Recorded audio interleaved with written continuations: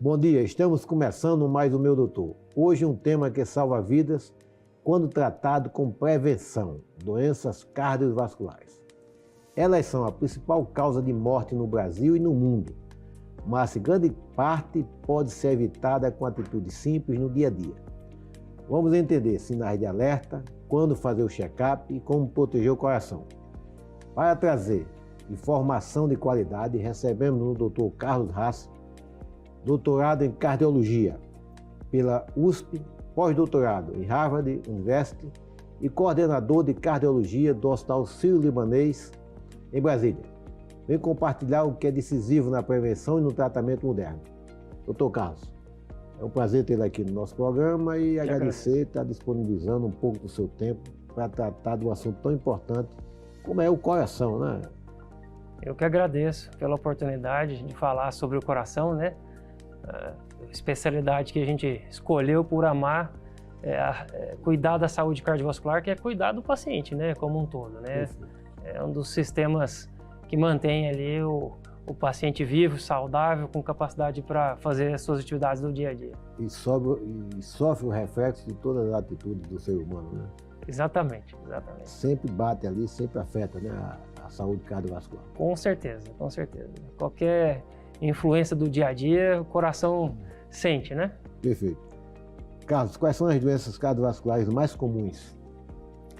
Bom, as doenças cardiovasculares mais comuns, temos a hipertensão, temos um infarto agudo do miocárdio, temos um acidente vascular cerebral, temos doença arterial oclusiva periférica e temos a insuficiência cardíaca. Essas são as 5 doenças cardiovasculares mais comuns na população.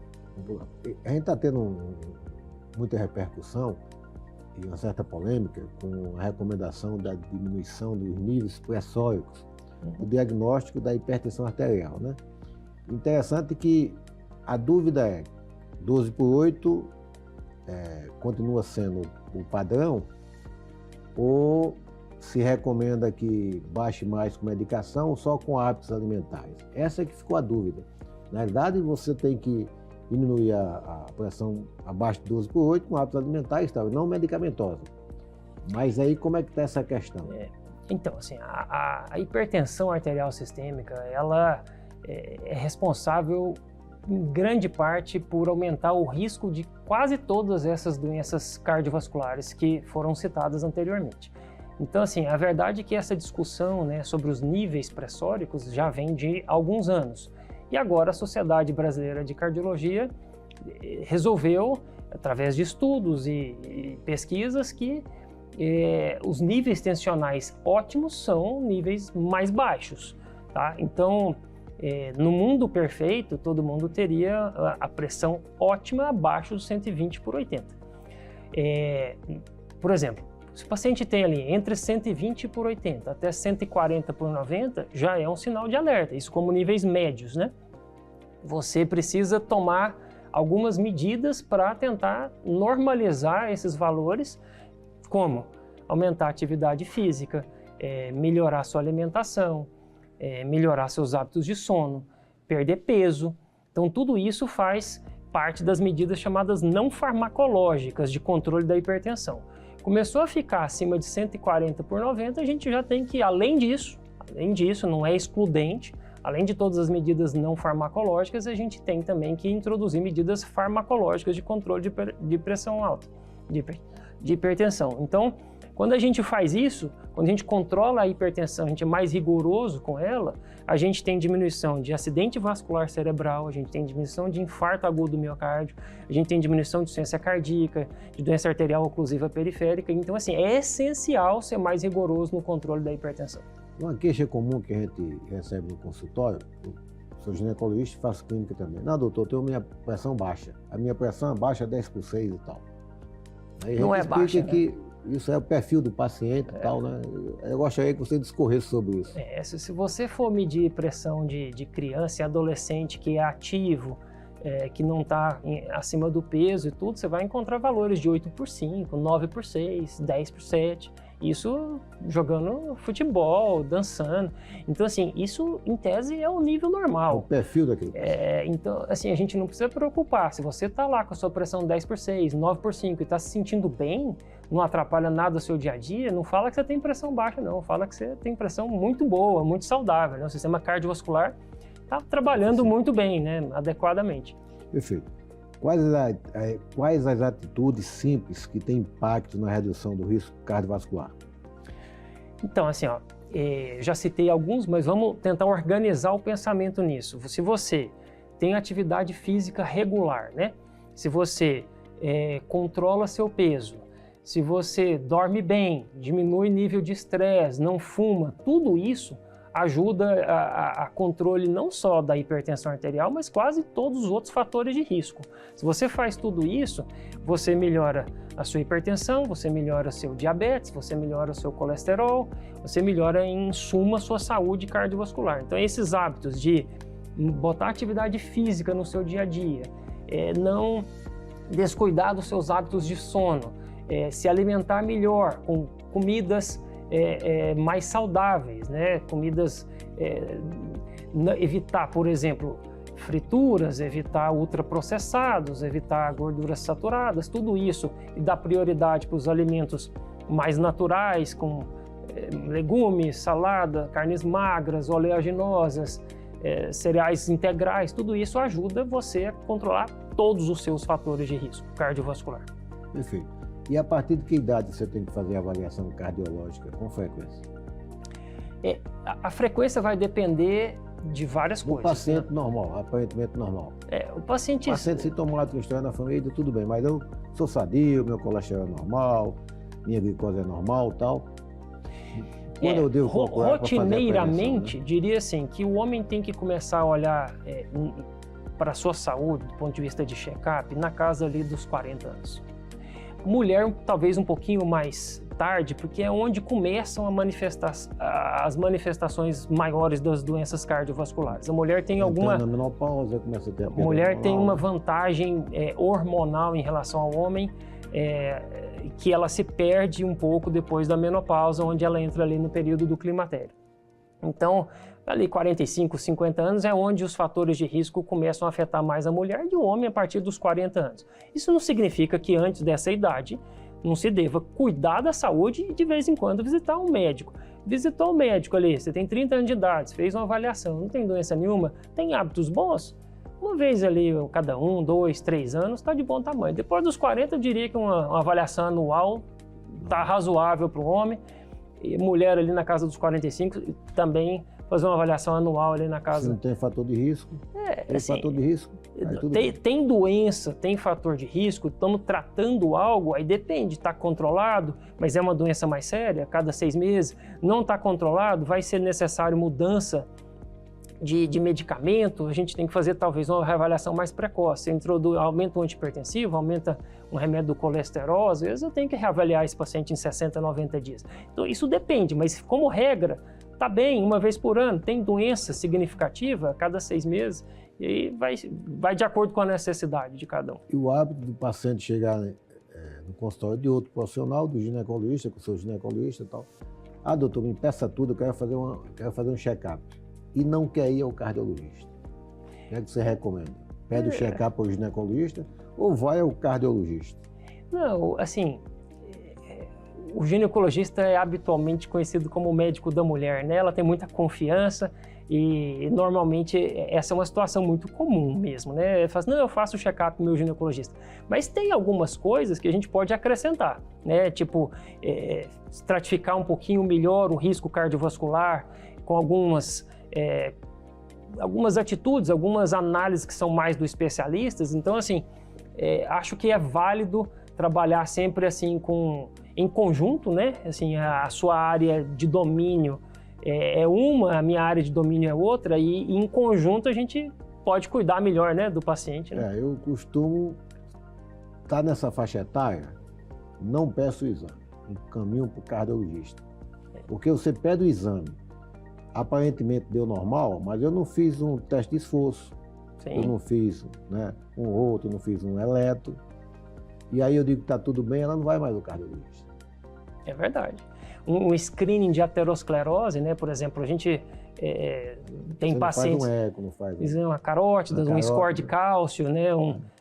Quando você percebe já numa idade precoce, isso é muito comum, né? Assim, tem pacientes que são muito conscientes, né? Às vezes enfrentam uma fatalidade, né, na sua família, né? Por exemplo, eu tenho vários pacientes que me procuram na casa dos 30 anos de idade. E a gente fica assim, né? Tá vindo aqui por qual motivo? Você indaga o paciente, aí ele fala: não, doutor, meu pai morreu com 48, infarto fulminante. Eu falei: fez certo em vir. Aí você dá uma investigada um pouquinho melhor naquele paciente, já tem ali umas plaquinhas de aterosclerose. Então, esse paciente, cuidando nesta faixa etária dos seus fatores de risco, ele tem chance de normalizar a sua expectativa de vida, né? Não acontecer com ele o que aconteceu tragicamente com um familiar dele. Então, é essencial, né? Você conhecer a história ali da sua família e procurar ajuda o quanto antes, né? Para você ficar atento a isso, essas possibilidades de controlar seus fatores de risco e aumentar a sua sobrevida. Pois é, então a gente tem que questionar esse check-up feito pelo ginecologista, dependendo da idade da paciente, né? Tem que caminhar para o cardiologista. Eu acho que a gente pode agregar, assim, não tenha dúvida. A questão é prevenção e diagnóstico precoce. Com certeza, com certeza. Bem, quais sintomas exigem investigação rápida? Dor, pressão no peito, falta de ar, palpitação, tontura, desmaio, inchaço nas pernas, né? Sim. Fraqueza súbita. Em que prazo é seguro buscar atendimento e realizar exames, lógico?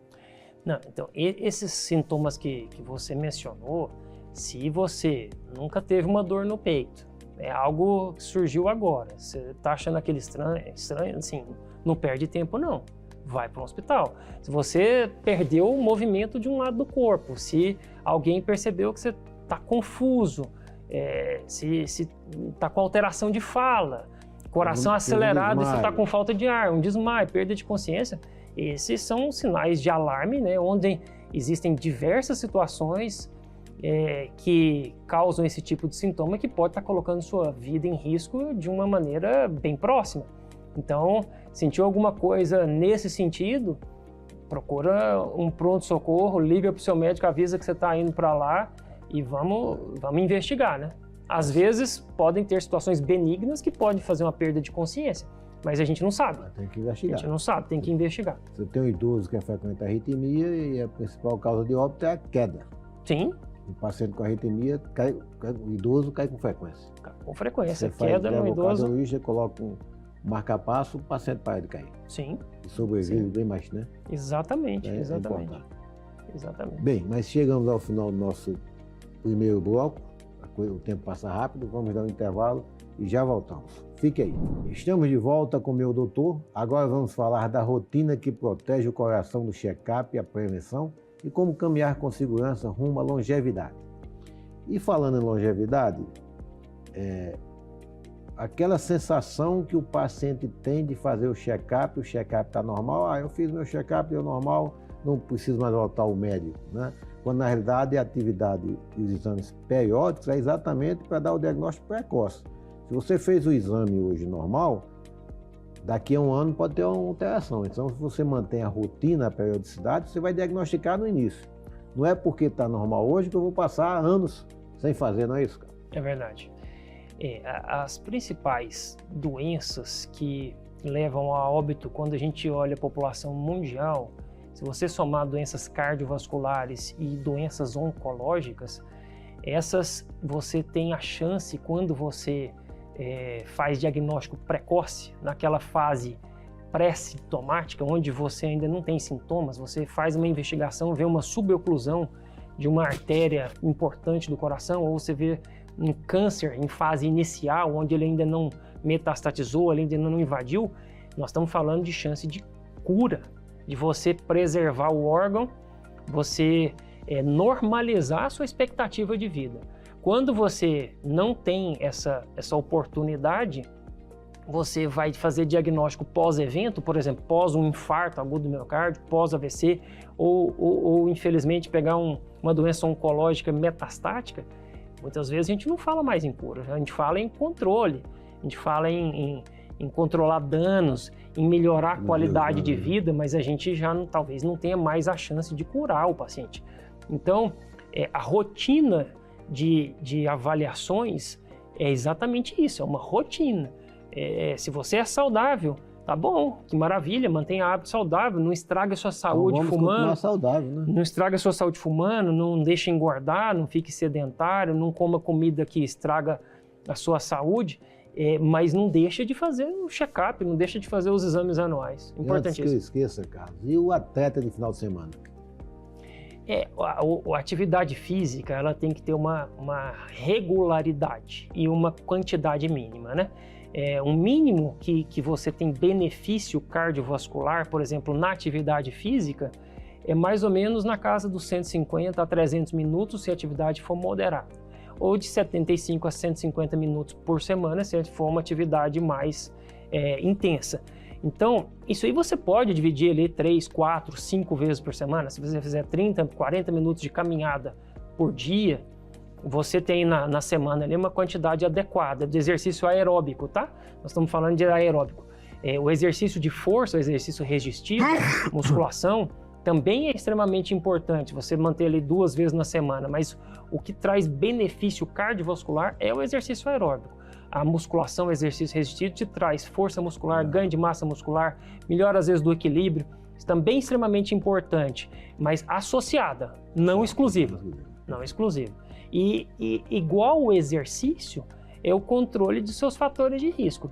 Não adianta você controlar um fator de risco por um tempo, tomar o remédio da hipertensão por um tempo, e depois largar. Não adianta fazer o exercício só no sábado e largar. Você tem que controlar a sua hipertensão por anos e anos e anos para aquele fator de risco não agredir mais seu organismo. Você tem que fazer o exercício anos e anos e anos como um hábito.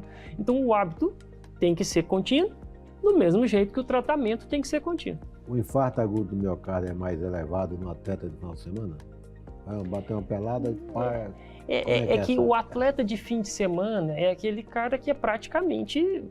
A gente, se for sedentário, 30, né? 40 minutos no fim de semana... Sedentário. É sedentário, né? Então, assim, se você me perguntar se o infarto é mais comum no sedentário do que numa pessoa que faz atividade física regular, é claro que o risco é maior no sedentário. Igual o risco é maior no hipertenso não controlado, o risco é maior no diabético não controlado, o risco é maior no tabagista. Então, são fatores de risco. Então, o atleta de fim de semana, ele não é atleta. A verdade é essa. Ele é um paciente sedentário que se exercita no fim de semana. Ele acha que se exercitando no final de semana está resolvendo o problema, quando na realidade não resolve nada, né? Não. Esse é o conceito que a gente quer passar, né? Não, só no fim de semana. Não traz esse benefício, né? Não, tem que ser regular, tem que ter uma quantidade mínima. E fazer um pouco de exercício é melhor do que não fazer exercício? Claro que é melhor, mas a gente está conversando aqui sobre proteção cardiovascular. Quando eu falo sobre proteção cardiovascular, tem quantidade mínima. Perfeito. Em quantidade mínima e regularidade. Perfeito. Quais as escolhas alimentares mais ajudam o coração? Fibras, frutas, verduras, gorduras boas, né? Menos sal e frituras. Quanto de exercício por semana é protetivo? Isso você já colocou, mas é bom a gente pensar. Sim. E com relação à regularidade do sono no efeito cardiovascular? Alimentos. Os alimentos, por exemplo, o que a gente sabe que faz muito mal? Gorduras saturadas, ultraprocessados, doces em excesso, tudo isso faz muito mal. O que a gente sabe que faz bem? Frutas e legumes, oleaginosas, proteínas magras, cereais integrais. Isso é basicamente aquela dieta do Mediterrâneo, né? Assim, se você pegar qualquer site da internet, você vai lá, dieta do Mediterrâneo, é cheio disso. É cheio de grãos integrais, peixes, carnes magras, legumes, frutas. Tem muito pouco doce, açúcar, muito pouco. Não pode ser em grande quantidade. Ultraprocessado está fora, gorduras saturadas está fora. Então, logicamente não é que de vez em quando você comeu alguma coisa nesse sentido, então tudo bem, mas é o dia a dia, né? De vez em quando a gente vai ali com uma albuchada, uma vez isso, por ano, né? Pode ser todo dia. Não pode ser a sua alimentação básica. A básica tem que ser de coisas saudáveis que traz benefícios. De vez em quando, fica à vontade, não tem problema nenhum. Esporadicamente você pode ali, né? Isso aí melhora seu colesterol, isso ajuda a controlar o peso. Então, tudo isso faz esse tipo de benefício cardiovascular. O sono. Se a gente tem hábito de dormir bem, dormir cedo, acordar mais cedo, 6 a 8 horas ali de sono por dia, por noite, né? Desculpe, você melhora a sua regulação de hormônios que trazem saciedade, você diminui seus níveis de cortisol, isso ajuda até a controlar o estresse, você dorme melhor.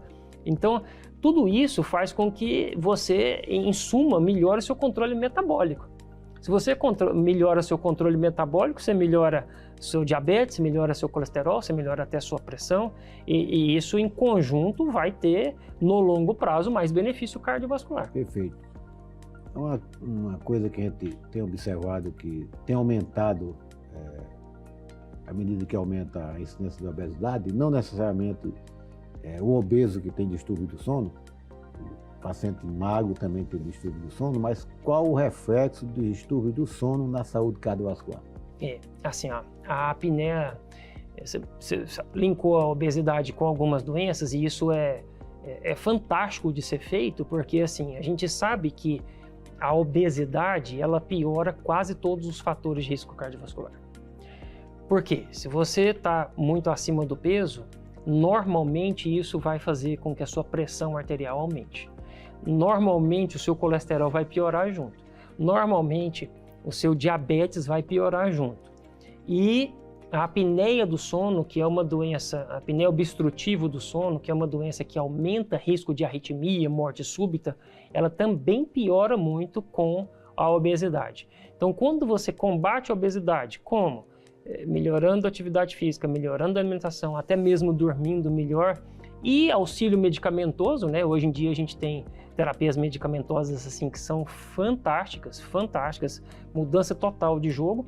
Você trata uma obesidade, você está tratando, não é só a obesidade não, você está melhorando o diabetes daquele paciente, está melhorando a pressão alta daquele paciente, está melhorando o colesterol e você está melhorando a apneia do sono obstrutiva daquele paciente também. Então, quando você melhora todos esses fatores de risco cardiovascular associados, você tem ganhos assim exponenciais de qualidade de vida e de expectativa de vida.